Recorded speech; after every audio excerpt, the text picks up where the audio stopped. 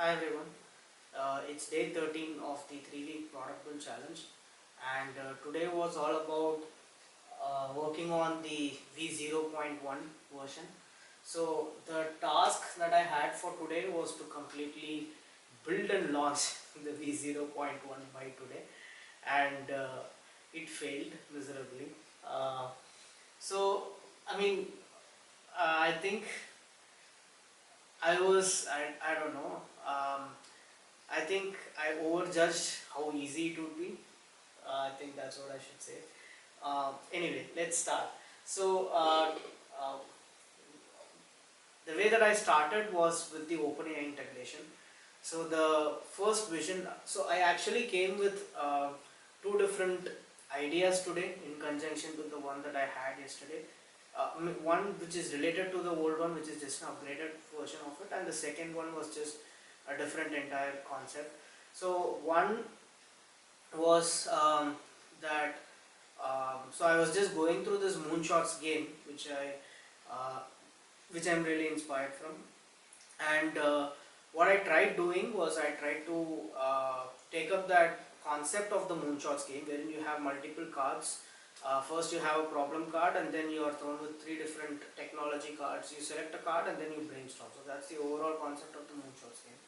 So what I had in mind today was first I created the game. I think first half entirely went into this, but the concept behind it was first to have um, an industry card. So basically, it would be like you'll first select the concept you want to choose, right? So let's say as soon as you open the website, there is a prompt thrown at you saying, "Hi, welcome to welcome to this website or whatever.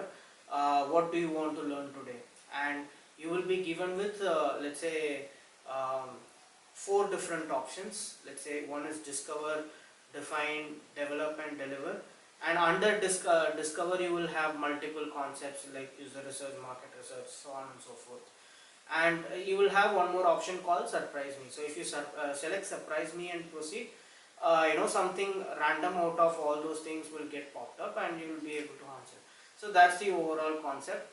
And once you select go into a particular concept, once you select that problem statement, then you will be able to select the industry. Like let's say you want to do user research, and you select an industry, whether it is a, let's say, finance industry, healthcare industry, and maybe a ride sharing service, something on those lines, right? So once you select that industry, then what I had in mind was I will send this data to OpenAI, saying that so I want you to create a case study or a scenario which will help people learn product management, people learn user research. For an example, if you are focusing on user research, and blah blah blah, some background data in this particular industry or whatever, and then based on the question and MCQs that it provides, I have to fetch that data and I have to convert it into a different format, and I have to make people answer that in the quiz that I have built in inside. And when I threw this idea into Chatgpt, it was like, no dude, it's going to be hard. It's not going to be an easy task. I was like, no. I think it's possible. You have to do it. So it started giving me things on what I should be, what I'm supposed to do next, and I started doing it. And I started quickly realizing that it's not going to be at least immediately feasible. The major reason being the quiz, because what I had in mind was to have multiple kind of, I don't know, the backend HTML, CSS, JavaScript in place with different questions and all that. But again, once you, let's say even I'm sending some data to OpenAI through the API, and once I get it, again I have to structure it back, and then I have to form it as a question, and then I have to ask with a timer and all that stuff. So it was getting more and more complicated, which I started understanding that it's not going to happen, which took a lot of time for me to realize, but it did happen. So then my course of action was, so what next? So if this is not going to happen, if I won't be able to have these kind of quizzes, real-time quizzes in place, kind of directly from GPT. Initially, I had the thought of directly including the GPT builder, the new GPT builder they have done inside into my website, and I understood that other than using voice flow or some other external API, it's not going to happen. So then I came into the concept of the Open API integration, OpenAI's API integration, and all other things that happened so far. So and then I thought, okay, so this is not going to work out. So what do I do next? But before all this happened, I spent quite a good amount of time trying to learn the in-depth concepts of how OpenAI's API integration stuff works, and I wasted a lot of time into that. So once I did all that and I realized that this is not going to happen, then what next? So few options I had in mind. So first off, I had to create the website, right? So I was like, okay, let me not waste any more time into this. Let me just first start creating the website. Then let me think what all challenges are upcoming, and then we'll face it one by one. So then I started, okay, trying to create the website. So then the first issue arose. The overall concept of doing all that was without spending any money. I wanted to create. So that's the overall concept that I wanted to work with. So if I had to have a website, first I need to host it somewhere. So yeah, I mean there are a lot of free hosting options, but I wanted to have some sort of standard. Even if I don't have my own, let's say Prodmentor.com or whatever it is, I wanted to make sure that at least there is some sort of legitimacy in the website so that people don't think it's a scam. That's the last thing I want to have. So then I was trying to identify what are all the options I had, and the first thing I stumbled upon was WordPress. So the initial idea that I was thinking of was to buy a GoDaddy domain and then launch WordPress into it, and maybe start kind of doing all the stuff that is needed and all that. But then if I have to buy GoDaddy again, the problem with GoDaddy was, here I was thinking, okay, I'm not going to spend any money, and then once, let's say I selected a domain and then I saw the price, it was like more than $1,000, which is like, no. If it is maybe 500 or something, I would think about it. It is going to be 1,000, a quick no. So then okay, GoDaddy is out of the arena. So what other options I have? And then I stumbled upon WordPress. So initially, I remembered sometime back, a lot of years back, I think 5 or more, I remember creating a WordPress website of my own. And I know that I didn't pay a single money, because I will not pay any money for it, anything of those kind of service. So I went to the WordPress website and I started trying to kind of getting into it, and everything I saw was like, no, you have to pay for this. It was just so misleading. And I then started seeing a lot of tutorial videos and all that stuff, and I came to understand, and a lot of, again, moving over inside the WordPress website, and I came to understand that there is a free tier website, and once you go into it with the free tier, once you select, you will be able to do. The excess amount is only if you want to have a custom domain, which I didn't need to have. As long as I had some name .wordpress.com, people will understand that, okay, it's to some extent it's a legitimate one. So so I went ahead with that, and then what happened was, in that, again, domain name, you either select free or not, which I hesitated a bit, but then let's just go with free. I said let's just go with free, and then I had to identify a good theme. So the overall idea that I had in mind was to have this some sort of pixel inspired, pixelated kind of inspired theme to the overall website. And I started going through all the themes that these people had, and finally identified one particular theme, which was the only theme available which had this kind of pixelated content, kind of a theme, and it was shit. So the entire color contrast, I just didn't like that. The only thing I liked about it was the structure that they had, which was good, but I didn't like anything at all regarding the color and all that stuff. So I started playing around with that. I spent quite a huge amount of time trying to do all that. And after doing all that, I had a basic website ready. So finally I felt okay, at least I have launched a website. Something is live. I have something on the internet which I can go to from any device and I can see. So what next? So then I had to integrate some sort of quiz. So then I tried to see, okay, what are all the options that I have.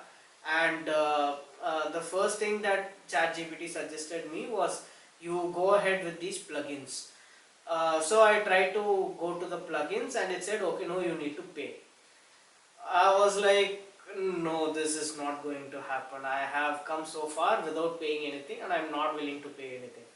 So after that, again, quite a lot of fumbles, and I again understood that, okay, without taking that, I can't go any further, because plugins are everything with respect to WordPress, is what I understood, because whether it is quiz or whether it is anything that is associated with WordPress, there is a plugin for everything. That's what WordPress is for, right? So once I understood that, okay, it's not going to work, I was like, chalo theek hai, how much is it going to cost?